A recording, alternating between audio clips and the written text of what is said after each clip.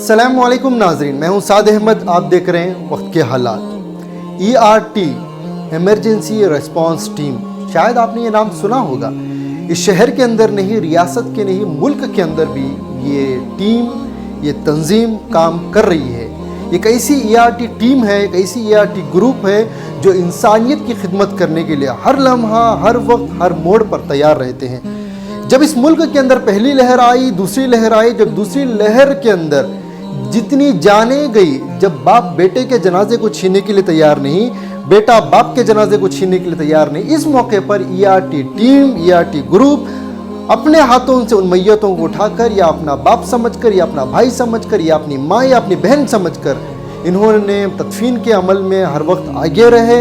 और अल्हम्दुलिल्लाह ERT team जहाँ कहीं भी मसाइल पेश आते, जहाँ कहीं भी हॉस्पिटल के अंदर जो हजरात बिलबिलाते थे, तड़पते थे, जिन्हें मेडिसिन्स की सख्त ज़रूरत होती, और घर के अफराद गली गली, मोहल्ला मोहल्ला, मेडिकल से दूसरी मेडिकल घुमा करते, रोते चिल्लाते, उन लोगों की दिलों की तड़पती हुई उन आवाज़ों को ये सुनते, ये ग्रुप सुनकर उन्हें मेडिसिन फराहम करती, एक जगह से दूसरी जगह से अरेंज करवाते। सिर्फ शहर बेंगलुरु के हद तक ये महदूद नहीं रहे, बल्कि रियासत के दीगर इलाक़ों के अंदर भी ये पहुँचे, और मुल्क के दूसरे रियासतों में भी पहुँच कर इन्होंने इनकी टीम यानी ERT टीम जो है, इमरजेंसी रिस्पांस टीम जो है, अल्हम्दुलिल्लाह मेडिसिन्स को रिस्पांस किया। इन्होंने एम्बुलेंस किया, इंतज़ाम किया, जो फ्री एम्बुलेंस थे, और ये एम्बुलेंस के ज़रिए से मालदार गरीब कोई भी हो उनकी मदद फरमाई। और जिन लोगों को हॉस्पिटल की बिल बड़ी बड़ी बना दी जाती थी, ये ERT टीम के ज़िम्मेदार हजरात अल्हम्दुलिल्लाह उस हॉस्पिटल के बिलों को कम कराने में बड़ी ताकत रखते थे, और कम करवाया उनने मेडिकल के यानी उन हॉस्पिटल के जो भी बिल्स हुआ करते थे।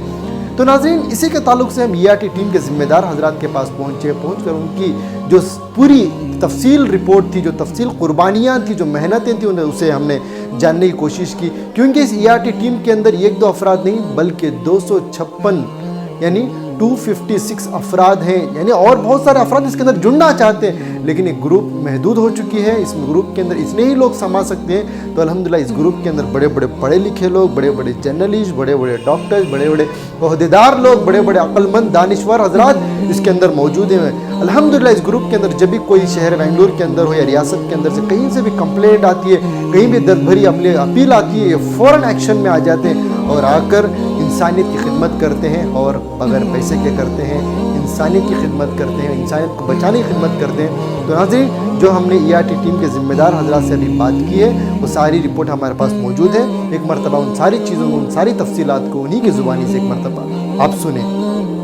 तो जब ERT हमारी ग्रुप बनी, उस वक्त एक ऐसी इम्पॉर्टेंट चीज़ की ज़रूरत महसूस हुई कि हम लोग एक वेबसाइट बनाएं। तो हमने ERT के वॉलंटियर्स, मेरे साथ जो है इमरान भाई E+ के, ज़बीउल्लाह भाई, फिर मोहम्मद इस्माइल, तौसीफ़, इब्राहिम, याकूब, इसाक, और हमारा जो स्टाफ हैं शुएब, हम सब मिलके जो है covidhelplinebangalore.com बोल के वेबसाइट को लॉन्च किया।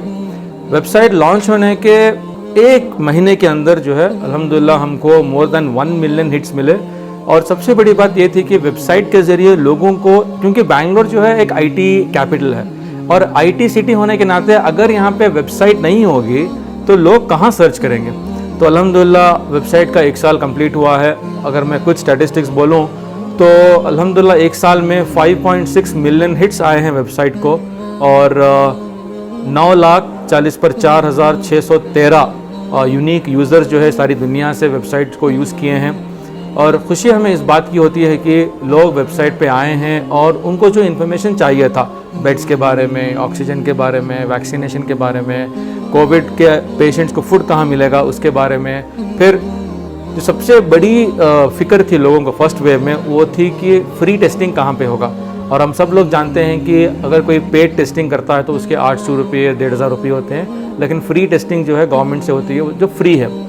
तो अल्हम्दुलिल्लाह वेबसाइट में की एक और खूबी ये थी कि हम लोगों ने लाइव चैट सपोर्ट रखा था, और सिंगापुर, क़तर, कनाडा, इंडिया, इन चारों कंट्रीज से हमारे वॉलंटियर्स थे। और ये जो वेबसाइट का चैट सपोर्ट था, ये 24 घंटे सपोर्ट था ड्यूरिंग सेकेंड वेव। मैं सिर्फ 2 वाक़ये बोलना चाहता हूँ जो हम कभी नहीं भूल सकते। एक बंदा जो बिहार का था, वो एक लेबरर बंदरकट्टा के पास, वो वेबसाइट को आया और उसको चैट बटन दिखा। उसने हिंदी में चैट करना शुरू किया, मेरा नाम चंपक है और मुझे सांस लेने में तकलीफ़ हो रही है। तो ये चैट हमारे जो वॉलंटियर ख़तर में हैं उनको मिला, क्योंकि वो ख़तर में रात को हैंडल कर रहे चैट। तो जब उनको चंपक ने चैटिंग की तो इब्राहिम जो थे उन्होंने चंपक से पूछा कि तुम कहाँ हो, तुम्हें कैसे महसूस हो रहा है, तुम्हें क्या चाहिए। तो उसने अपनी पूरी स्टोरी बताई। तो फ़ौरन इब्राहिम ने हमारे ERT ग्रुप में डाला कि ये स्टोरी है, ये इसको अभी हमको एडमिशन दिलाना है हॉस्पिटल में।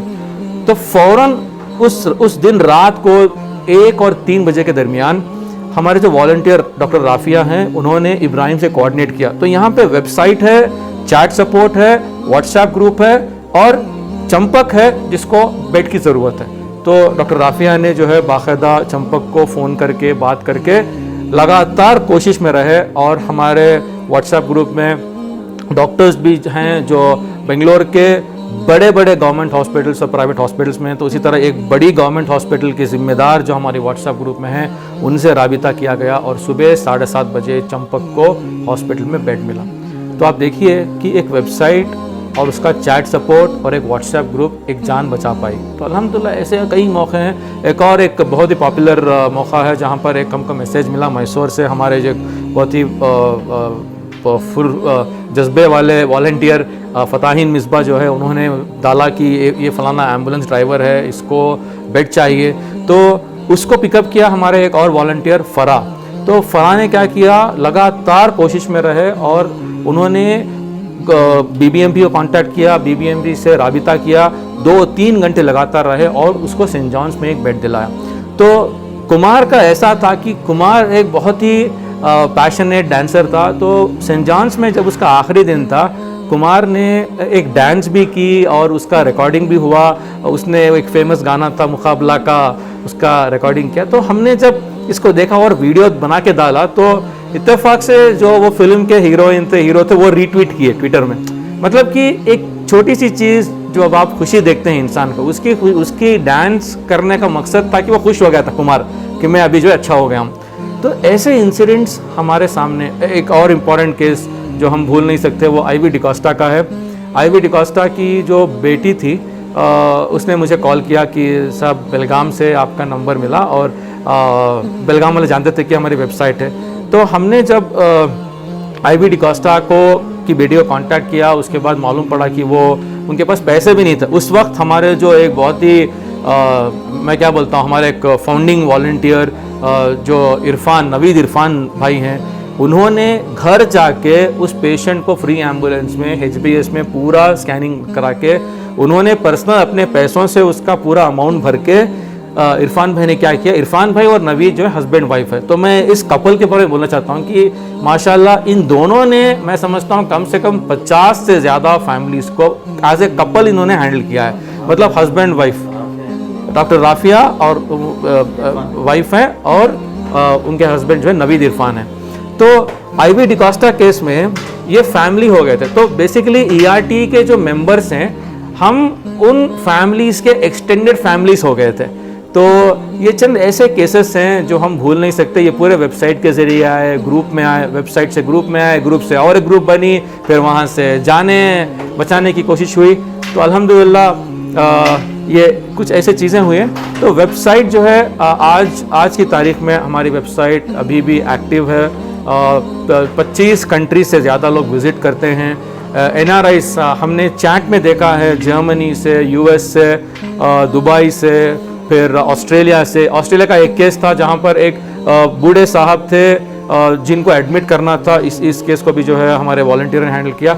उनके रिश्तेदार बोल दिए कि भाई हम लोग नहीं आएंगे, हमको मत पूछो कि क्या करना है, आप जो चाहे करो। तो ऐसे वक्त में अल्हम्दुलिल्लाह जो अल्लाह ताला ने ERT वॉलंटियर से काम लिया है, ये हम अल्लाह का शुक्र अदा करते हैं और अल्लाह से दुआ करते हैं कि हमने जो भी किया बस अल्लाह ताला कबूल करे और इसमें जो भी हम गलती किए हैं अल्लाह उसको माफ़ करे। मेन एक्टिविटी बेड बुकिंग की रही है और जो हमने जो फॉर्मेट डाला था 10 स्टेप्स टू बेड बुकिंग, वो दूसरे बहुत इदारे, रोटरी हो, दूसरे सभी वही फॉर्मेट को कॉपी करे, एक स्टैंडर्ड वही बन गया था।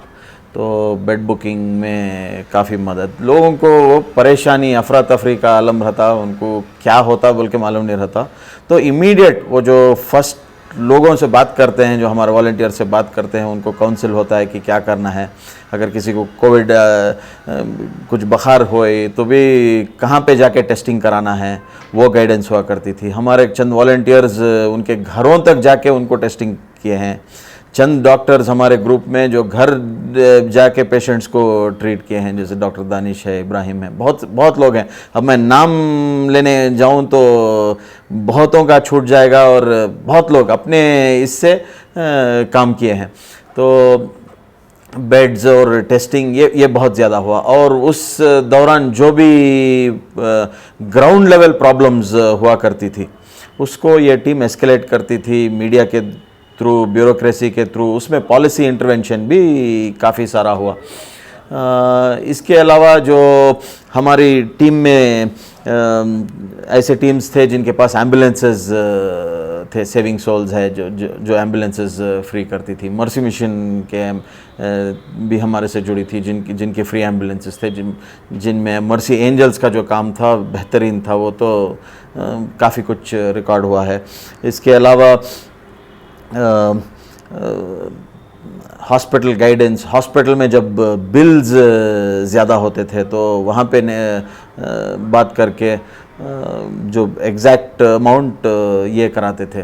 तो ये सिर्फ बेंगलुरु तक महदूद नहीं रहा, ओके, दूसरे डिस्ट्रिक्ट्स के लोग भी इसमें शामिल थे। तो ये इन्फॉर्मेशन जो बाहर तक जा रहा था वो काफ़ी ये था, और सिर्फ एक ही कम्युनिटी बोल के नहीं थी हमारे ग्रुप में, ईआरटी ग्रुप में अक्रॉस कम्युनिटीज़ के लोग हैं।